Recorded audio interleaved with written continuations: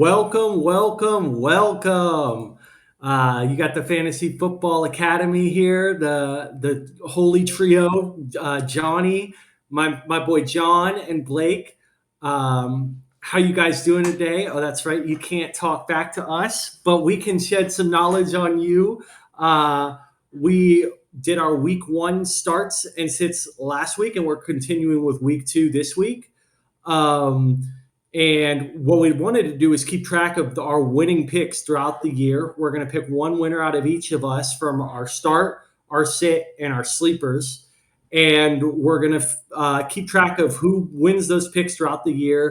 And starting right now with revisiting week one before we get into week two. So, Blake picked Keenan Allen to be his start of the week. He scored 14.2. He was projected on Sleeper. That's what we'll be referencing throughout the year for our projections. On the Sleeper app, PPR, he scored 14.2, was projected for 14.8. He did go down on like the half-inch line from a touchdown, and that was very close to changing his week. But I did start Blake.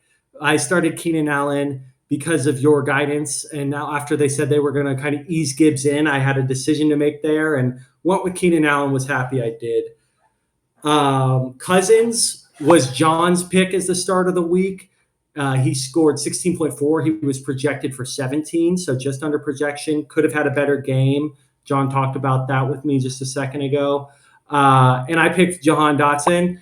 I thought that was a great matchup against the Cardinals, but he only scored 9 points versus 11.5 projection. So I was kind of the loser on the starts. We gave Blake the edge as the winner because of Keenan Allen being very close to scoring that touchdown and being almost dead on with his projection. For our sits, Blake picked Najee last week, which was a bold move. Najee only put up 5 points, 5.3 versus his 12.6 projection. John, I know you love Najee. Give me something, one of you two. Give it a little jab. Take a little victory lap here, Blake. Yo, I mean, I said it all off season, and week one matchup against the Niners, I mean, how could you not see it coming? I said all off season that those Yinzers out in Pittsburgh, they love Jalen Warren. It wasn't even as much about Najee's inefficiency with his touches, but I think Warren really already is eating into that workload, and so it feels good to be right. It happens to me, more than you would think. And listen, Najee, I totally get it. And it was really hard to sit Najee week one if you draft him in the third, but if you did, you were rewarded. Warren was definitely a bigger part of this game plan than we thought. And hopefully that doesn't continue on because that's going to really put a damper on Najee's overall fantasy value throughout the year. So. Yep. So a great call by Blake there with his sit. John's sit was Pacheco. He only scored 9.4 points versus his 11.7 projection. I do think he had a little bit more passing game involvement than I expected, but they definitely used a three-man committee with that backfield. And then I picked Juju, who scored 7.3 points versus his 12.2 projection. So that was a great call there on my end. And I think what was most concerning, we talked about this before the show, he only played 54% of snaps in week one, behind the likes of guys like Kendrick Bourne, without Devontae Parker. So not a good answer for you guys on that, but there's certainly a little bit of cause for concern. But we're going to give the win to the sit column to Blake as well. So he picked the winning start. He's picked the winning sit because he picked Najee, and I think that's a very good call and a bold one. And then for our sleepers, Blake picked Josh Reynolds, who scored 12 points and was only projected for 6.3. John picked Van Jefferson, who scored 6.4 versus 8.4 projected. And I picked Marvin Mims. Come on, give me, where is it? I need that. Yeah. He didn't play that many snaps. He had a 2.9 point scored versus 9.3 projection. And I'm just going to shamelessly say, I was going to say Puka week one. I told the boys that. I said it on our last show. I would have picked Puka had he not picked Van Jefferson. I wanted to go with a different team, different wide receiver set. Learned my lesson. I'm not doing that again. So I'll take the loss. I lose the sleeper column. Blake wins that one too. A clean sweep to Blake for week 1, but it's a long season. And me and John are coming for Blake. I would just like to point out Van Jefferson scored 6.4 more than T. Higgins, so I'll just throw that out there. Yeah, to any of our loyal. He scored 1 point less than Jamar Chase. That's a big jab. Okay, well, easy, you two. Don't go at each other's throats too much, right? I think the Najee one trumps that, so I'll take. I don't even hear the T. Higgins noise. Fair enough. Yeah, if we mixed our favorite players, it'd be like a mixture of someone on your team that doesn't score any points, someone on my team that scores any points. But no, we've been right about plenty, but it seems like we all have one guy that we might have missed on as well. But that happens, right? But without further ado, let's get into week 2. And John, why don't you kick us off? Talk to us about who you think is a good start this week. Tell us why, and then we'll keep the train rolling. Yeah, sure. So one of my starts of the week is going to be Jared Goff. Jared Goff actually excels at home games. He averages 21.6 fantasy points at home. I think they're riding high right now after that win in opening night for Kansas City. This is the team that has weapons. If I'm not too mistaken, if in 2022 of last year, I believe the Seahawks did play the Lions, and I maybe I'm wrong here, but I believe it was a high scoring game. I'll have to look that up. But right now we got Vegas over and under as 47 points this week. So whatever happened in 2022, they're still projecting a high scoring game this year. And Jared Goff, I mean, this is a guy that could possibly be on waivers in, 1 QB leagues. He's owned in Yahoo at 74% and even lower in ESPN. So if you just lost Aaron Rodgers for the year, you got Jared Goff here. He could possibly be sitting on waivers. This is a guy that I got in the top 10 this week. He's my start of the week. Goff did play the Seahawks last year. I just looked this up, and he scored 33 fantasy points. So that was right off the top of my head. Fantasy points, but that is not a bad number. And I don't know if you actually knew that and are just playing dumb. Oh no, the guy who plays pool and acts like he can't play. I remembered it right off the top of my head. I was like, I swear I remember like a shootout game with the Seahawks and Lions, and I guess it did happen. So okay, I think I'm on board with it, Blake. Any pushback? If not, get into your start.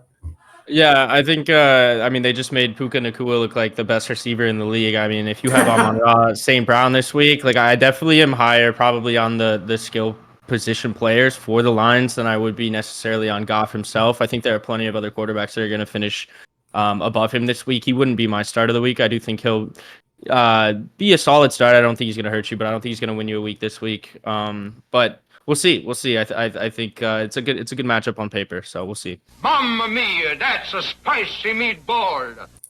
I got him over 20 It was kind of spicy. Jared he said I wouldn't be my start of the week, and I was undefeated in week 1. That's true. I think you guys should listen to me for sure. Jared Goff over 20 fantasy points to lock it in. Mark it in stone. I'd like to see that. I'd like to see that. I'm not going to bet against it. I'd like to see it.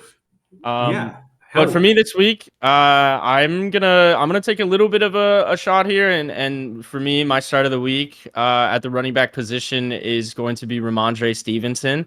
Listen, it wasn't pretty on the ground last week. He had 12 carries for only 25 yards against. I think we can all agree that the Eagles' defensive line is probably the one or two best in the league with the Niners. Not a great matchup for him last week. And even in that matchup, he still managed to get you 14, almost 15 points, 6 catches, 60 yards. That's going to be something that stays about, I would say that's his average for the year, just because there's not a whole lot of skill position weapons for the Patriots.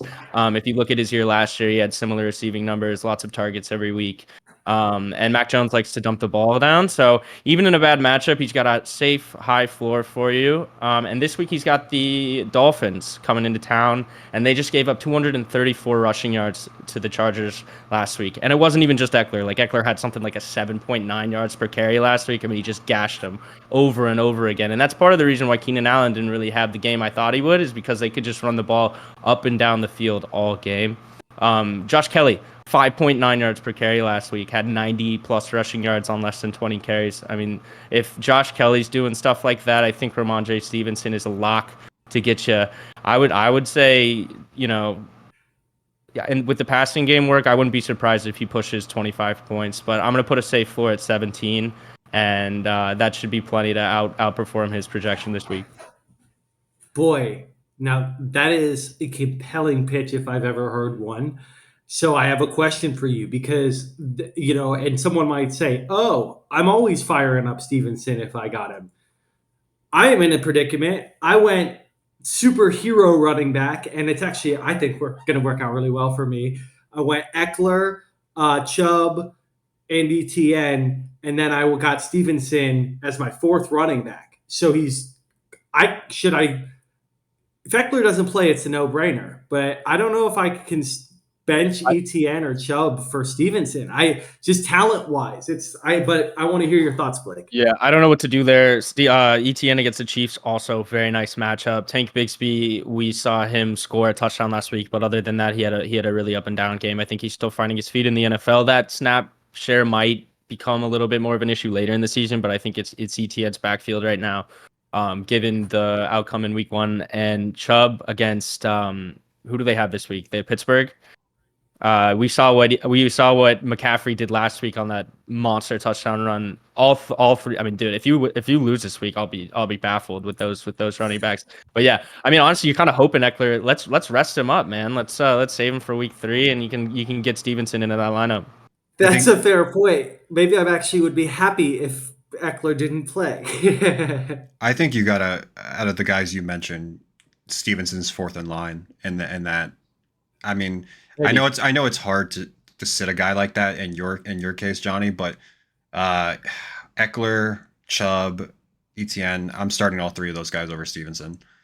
Just talent-wise, I agree, but and it's not even a knock on Ramondre. It's not. But like I said, Blake puts together such a compelling argument just in terms of the game script and the ability that the Dolphins present to be ran on, which is, it's not like Ramondre is just some gadget player, right? He's going to be running the ball and he's super safe. He's super safe. And he's going to have a floor. And the Zeke stuff, he fumbled last week. That's stuff that Bill Belichick especially just absolutely hates. He went back to Zeke after the fumble, but even when he was out there, it was clear who the better running back is. Neither of them did much against that D-line, but Stevenson, at least, I think he had a nice 20-yard catch at one point, and he's a talented player. Okay.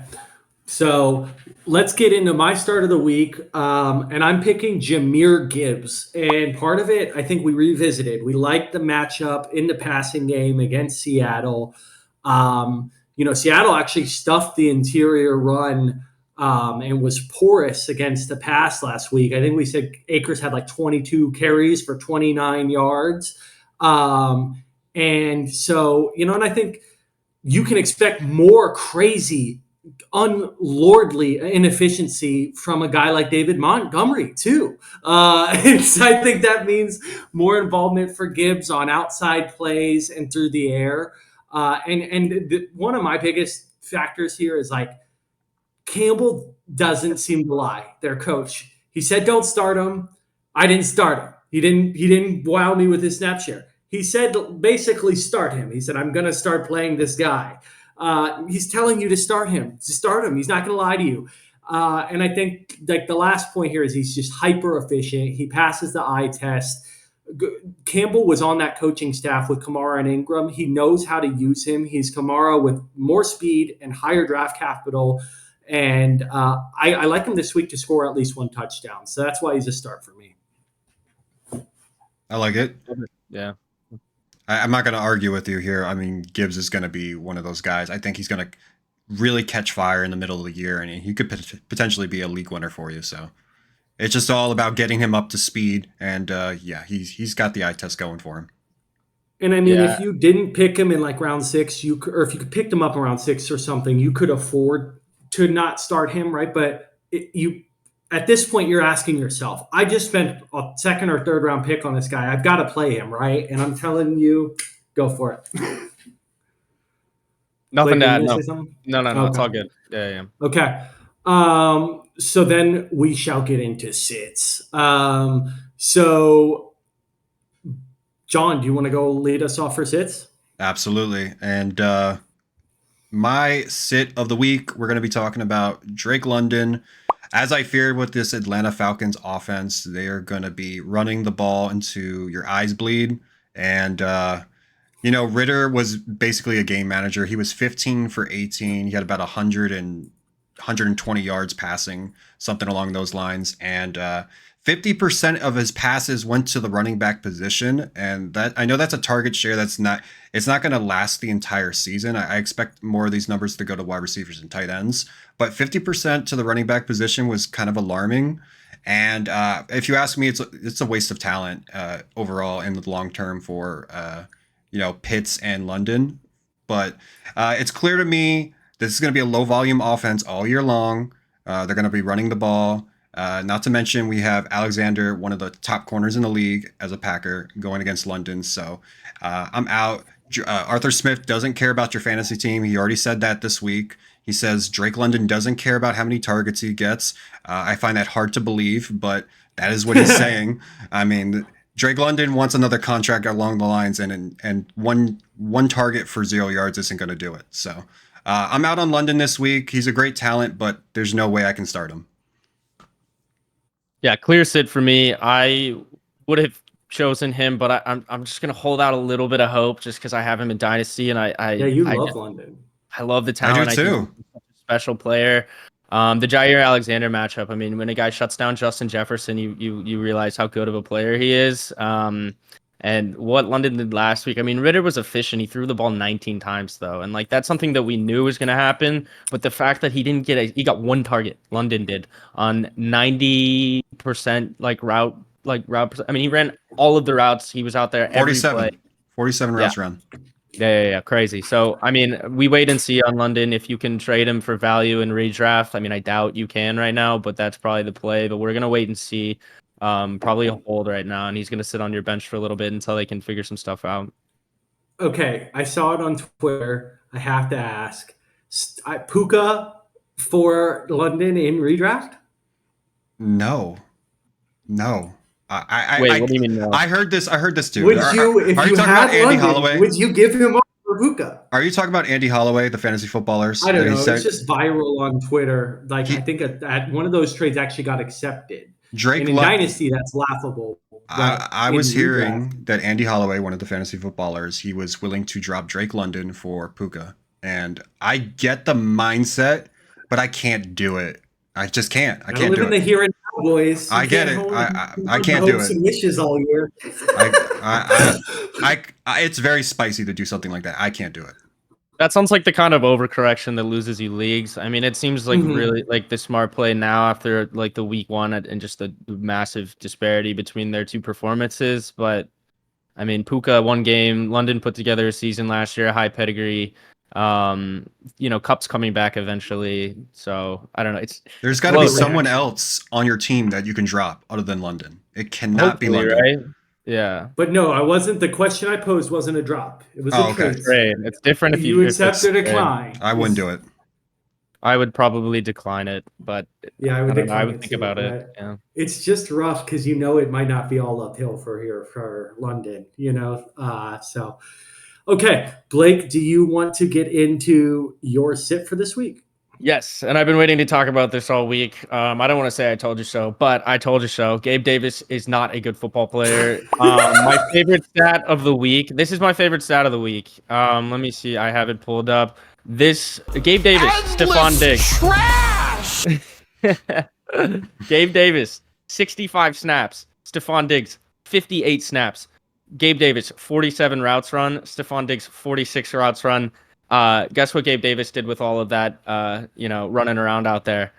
4 targets, 2 catches, 37 yards. That's their wide receiver too. Is it? Because 2 of their tight ends had the same amount of targets, and James Cook out of the backfield had 6. In a game where Josh Allen surprisingly had to throw the ball a lot, even with Rodgers going down. I don't think they're going to throw that much this week. It is a nice matchup on paper. The Raiders do not have a very good secondary, but they have a scary pass rush. And I think to slow that pass rush down, they're going to have to run the ball a lot. James Cook looked pretty good last week. I think Joe Buck was just like going insane. Like every time James Cook touched the ball, it was like, this is the best player ever. I don't think he was that good, but he looked pretty good. I think they'll be able to run the ball against Crosby, slow him down. And when he gets back to drop back and throw the ball, I think Diggs is going to get his, and he's going to find those security blankets over the middle of the field. Knox and Kincaid, and even Justin Hardy, or whatever his name is, had 4 targets. Like, they want to use him for some reason. I'm out on Gabe Davis this week, out on him probably for the whole year until he proves otherwise. Not that this matters, but Gabe Davis was probably responsible for one of those interceptions as well. He ran a route. Oh, he ran a route. Yeah. So, don't think anybody's gonna argue, but the counter argument is like 3 catches, 130 yards, and 2 tutties. Could happen. Right? Could like happen. if it happens, it happens. Secondary. Yeah, but I don't want to take those odds. He's sitting on my bench this week, especially if you have, I don't know. I'll talk about some sleepers that I'd rather have even starting in my lineup. Okay. Sounds good. Okay, so my final sit of the week is Antonio Gibson. Absolutely doghoused after his fumble last week. 35% snap share on the entire game. This is a guy. This guy stinks. And I mean, does he stink? Right? Everybody thinks he's got talent, but apparently everybody in the fantasy community is just clearly wrong. At a certain point, you got to admit you're wrong. Like, this guy's been 3 or 4 years now. We've been hoping he's going to have a breakout, or that the coaching staff's going to use him right. And that snap share is just not going to cut it. I don't think the matchup this week is overly appetizing from the running back position with the Denver defense. And I'm not confident with Howell getting him the ball. That's what people kind of hyped up, right? Is like, oh, he's going to catch passes out of the backfield. There's some alarming stuff with Sam Howell coming out of week 1. Like, he had nearly 3 seconds before pressure on average on his dropbacks, which was by far the best among quarterbacks in week 1, while still being sacked 6 times, which was the second worst in week 1. So, again, this isn't an indictment on Howell even. It's just more that I'm not bought in on Gibson catching or running the football. I'm just going to wait it out. I know we invested a decent pick in him. If you got him, you probably got him in like the 8 or 9 round turn, something like that. He's probably supposed to be your flex. But they had Chris Rodriguez, a rookie, playing snaps that mattered, getting carries in a pretty close ball game against Arizona, which I think everybody thought was just going to be like a blowout. So if they weren't playing him in that tight game, I just don't know. I'm going to not sit in this or play him this week. And if I'm wrong, I'm happy to be wrong. Yeah, the fumbling is nothing new either. That's been an issue, I think, over the years with Gibson. I've seen him. He has one of my favorite spin moves in the league, though. Like, I do think the talent's there. He's just gotta, I don't know, something about it. He's got to he's got to find some grounding before we want to throw him in for sure. Okay, well, that's our starts and sits for week 2. And please drop a comment, a like, and subscribe. It means so much to us.